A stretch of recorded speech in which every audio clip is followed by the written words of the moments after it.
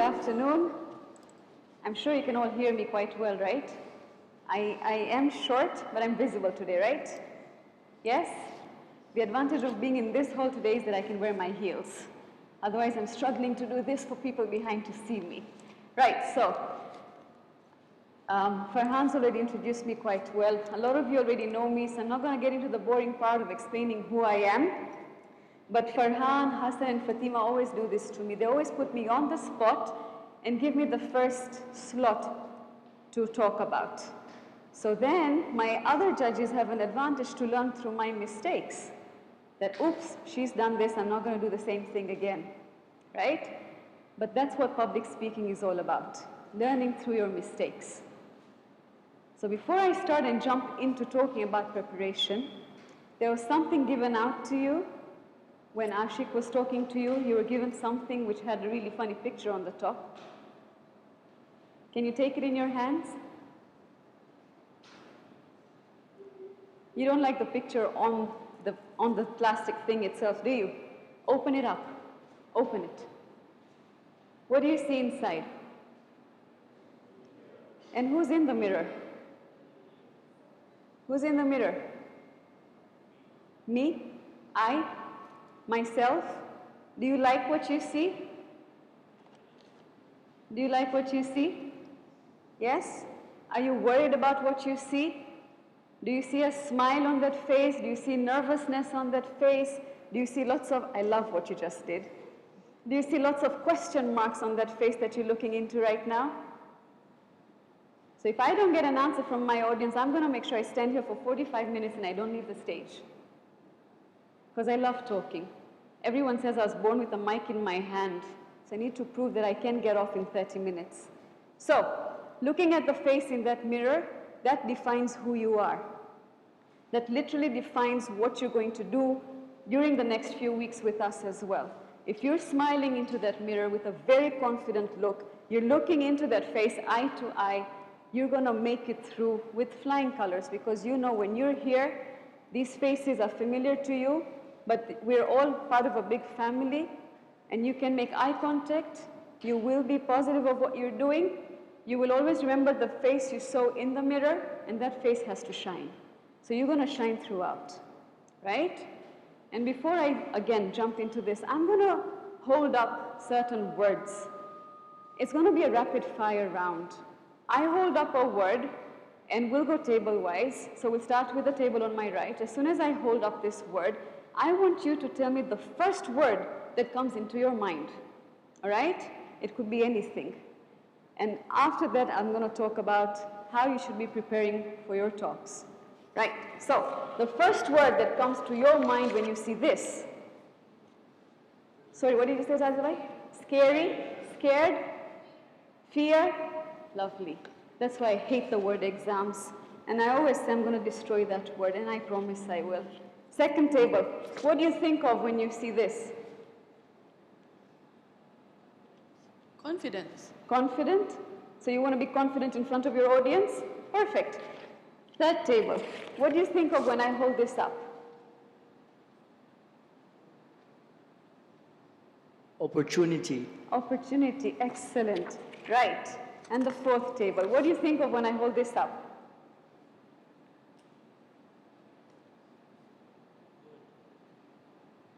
Hard work. Hard work, brilliant. Right. Now, I'm going to hold this up. They unfortunately haven't been introduced. I was really hoping that would happen before I come on stage per hand. But I'm just going to say that all of the people I'm going to discuss, rather hold up here, are wonderful, but they're judges. So what do you think when I hold up this name? I don't even know if you know him, but he's a wonderful person. Professional. Professional. So you know him from last season. Very good. You saved my skin. Thank you. Second table. Jolly. Jolly. Again, you saved my skin. Thank you for being here last season as well. Third table. I just hope one of you were with us. TEDx. Excellent. I'm glad you advertise yourself that way. What do you think of this name? Experienced. Experienced. Well done. Oops. Okay. First table. I don't mind, you can say the truth. I'm not going to feel bad. Sorry? I can't hear you. Hates exams. Hates exams. Okay, thank you for that. Right, so moving on now. So you know what you're going to face. The first thing when you saw the word exam, you thought of fear. So for us, this platform is actually an examination. And you would think that, how am I supposed to prepare for it? What should I be doing to make it successful? How am I going to prepare to make such a loud impact that I have everyone's attention throughout, and whatever I say is appreciated and taken on board? These are the basic questions we all have in our minds. So I'm going to take you through something very simple. The first thing you need to do is know your audience. You know what you're taking part in. You know that you're taking part in the voice of the community. Just the word, just the phrase, voice of community, holds so much value and so much weight itself, because now your voice becomes the voice of the community. So you will be talking for a lot of us. A lot of us have faith and hopes that you're going to take the generations to come even forward by supporting them, teaching them skills, scaffolding them. That's what Hassan and his team are doing over here, giving you opportunities to reach new heights, right? We will age with time. I'm not yet old. We will age with time. You will have to take over from us. So we're getting you ready for such things as well. So it's very important to know your audience when you're preparing your talk. Think of what they would want to hear. Think of the topic that you feel would be something that would interest them and ignite a fire inside them. So if you know that you have participants of various ages, you know what your judges are looking for. You will know after we're done with our master classes. You will know what to present which will be impactful. So the first thing you really need to do is, before you start prepping anything, is know your audience. And when I say audience, it's not just your judges, it's everyone. Because you're not just talking for us to us, you're talking to everyone in the room, right? Okay, next. How many of you have already been here to the 3rd floor of Mehfil Abbas? Quick show of hands. Yeah? So for the rest of you, it's your first time? So it's good. Because you're not doing anything today, get familiarized with your surroundings. Just the way home is your territory, you can be yourself, you're natural, you use your voice the way you want to, you use the space the way you want to. Familiarize yourself with your surroundings. This also falls under preparation, right? If you're going for a soccer game, you want to prepare yourself, you need to know your opponents, you want to know your strategies, you need to know what field you're playing at, what your venue is, because then you start summing, assessing, thinking of the size of the field. The same way, if you familiarize yourself with your surroundings, know the size of your stage, know how much you can move around, know what kind of body language you need, that is the second step to preparing, right? The third thing, after you know your audience, after you familiarize yourself with the surroundings, you start preparing what you want to talk about. A lot of times you have so many ideas flowing through, and in that fear of losing out, you go on and on and on and on writing. I see a lot of smiles already. That's me as well. So you can write, if someone gives me one word, I can write a thesis because I love words. But remember, when you are getting ready for something like this, you need to give the audience what they need and not rather what you would want to hear or what you feel you need to give. It's what they want you to give them, right? So after you've written or after you've prepared your write-up for what you want to talk about, what you want to present, it needs to be reviewed. Now, tell me, who's going to review this? Who should be reviewing this? Any answers? You? You're saying me? The person who's doing it? Okay. Any different answers? Any different answer? Yes. Sorry? A friend's opinion? Perfect. Okay. So your answer is not incorrect. It is your perspective of looking at it. But because you have done the writing, for you it's going to be perfect. So what you need is someone close to you, a dear friend, or someone who's always given you a very honest opinion to go through it and guide you. Usually because we have so many ideas flowing, we tend to overlap and repeat ourselves in different ways. So someone who's reading it for you would guide you and highlight those areas and ask you to either change it, edit it, or maybe omit it altogether. All right? Then, when you have your material ready, you have your content ready. I love the mirror, not because I'm beautiful, no. I love the mirror because that's my best friend. I talk to it every single day. Yeah, I have had family passing and thinking, oh my God, Zohra's gone crazy, she needs a psychiatrist. I've literally had people stand by my door looking at me that, she okay? But I do that. I self-talk a lot into the mirror because the mirror is the only thing that's going to tell me the truth, right? And although I love the stage, although I've done talking so many times, although it's just part of me, yet there are times where I need to talk to the mirror to guide me with my gestures. Sometimes I use my hands way too much. I need it to guide me with my voice modulation. Of course, the mirror can't hear me, but when I'm too loud, my expressions change with the level of my voice. It also tells me if I'm too fast or too slow. It also tells me how I look and what audiences are going to see when they see me.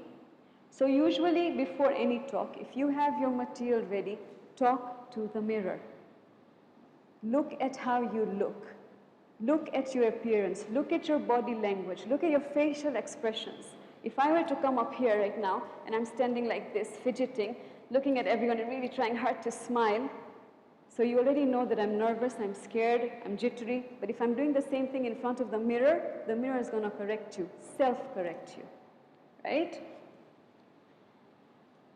That's why I have the mirror there. That's why I gave you all the mirror as well. The mirror is the perfect thing that's going to guide you when you're preparing, right? Apart from your content, your body language, the way you are, the way you present, the way you look carries a lot of value. Words are very easy to come up with. You do your research, you put it on a paper, you can speak it. But you can only speak it if you're ready for it, right? So, another thing that really works, and I have done this once before when I did a TED Talk as well. We had a dry run. Record yourself. It doesn't necessarily have to be a video recording. Voice recordings are equally good. You all have smartphones, you all have phones. You can record when you talk. For me, there are times where I'm talking, recording, and listening, and then I realize my words were not audible. What went wrong? So sometimes it's the speed, sometimes it's the voice modulation, sometimes it could even be your accent. Remember, you are presenting to a diverse crowd, a diverse audience. Everyone wants to be able to hear you, understand you, and relate to you. So your words need to be loud and precise. So when you're preparing for your next class, you need to keep all these things in mind. What also sometimes tends to happen, we take such platforms so light, we just try it for the sake of trying, and we feel that once we've made it through, it's just going to flow. It's not so easy. And I'm going to talk about this a little more because I've been requested to do so. Education, talking platforms, growth platforms are not something that you can take very light. These are opportunities for you to grab because opportunities don't come knocking twice. So when you get these opportunities, don't take it so light. Show your skill. Give it your best. Show yourself in your own eyes that you can excel. You don't need to prove anything to anyone but yourself. You want to be a better person in your eyes each time you're given the opportunity. So you've made it through. Your applications were accepted. Excellent. Imagine how special or how well you must have done that from 54, we have the cream of the 19. So that also means, though, that us judges have a lot of high hopes on you, and we're looking for something that's going to keep us at the edge of our seats, wanting more each time. So you guys have a very hard job to do, right? I'm not trying to scare you. We're here to support you, but just give this your very best, right? Right, so when you looked into the mirror, you saw yourself. I always like using this when I'm talking to a certain kind of crowd. When you look into the mirror, if you feel scared, if you don't know what next, if you're worried, if you're anxious, if you are feeling thousands of butterflies flying around in your tummy, That image needs to move. It's but natural. You should have it, yes. But as time goes by, as the afternoon goes by, probably even after I've spoken, that cat that looked into the mirror should now feel like it's a lion or a lioness in this room. The next time you look into that mirror I gave you, you need to see yourself from a different perspective, not just, oh, I looked at myself. No, I looked at someone who's filled with passion and zeal and zest of doing something different on the stage that no one has done before. That's the kind of image I want you to have the next time you look into the mirror, right? So please remember, when you're preparing for your talk at home, you need to remember the audience you have. Keep your surroundings in mind. Your material, your content is very important. Review it through someone else, because you may be confident about your work, but what someone else can see, you may not see. Record yourself. Talk into the mirror. Practice as much as you feel you need to practice, because this is one thing I do hold very dear to my heart, which is very true. Too much of anything is bad. Practice only as much as you require. Don't keep on practicing until it becomes so traumatizing for you that you start craving what you need to say. I had something very different I wanted to say when I came up here, but the flow just changed everything, and what came to my mind is what I said. It's not that I'm overconfident. It is I do have my material in my mind, but looking at the audience, things changed, right? So if I had crammed what I wanted to say, and if I had my paper in my hand, I'd probably be reading and talking right now. It's not bad. You can have the small anecdotal cards, but avoid reading it. That will come probably in the presentation section. So practice, but don't do too much of it. And the one thing I always tell all my students and the youth I work with, and I'll say the same to you, the worst thing you could do is continue reading as you're walking into this room. An hour and a half or 2 hours before you come on stage, stop reading, stop practicing, because what happens 2 hours prior to any event, you're now into panic mode. You feel, oh my God, I practiced this, but I forgot this point. This point is going to get me the scores. Oh, no, I forgot this. So don't panic. Just be unnatural. 2 hours prior, relax, pray, meditate, do whatever you need to do to calm your nerves, and just stop there where it needs to stop. Just have faith and trust in yourself. So the preparation is very, very important for the next events to smoothly flow through. And if you need guidance, we're always here to help you through, right? Okay, question and answers will be at the end of the session. If you have anything to ask me, please feel free to note it down, and we will be answering that. And I hope I've been able to give you exactly what you require for your semi-final rounds. Yeah, thank you.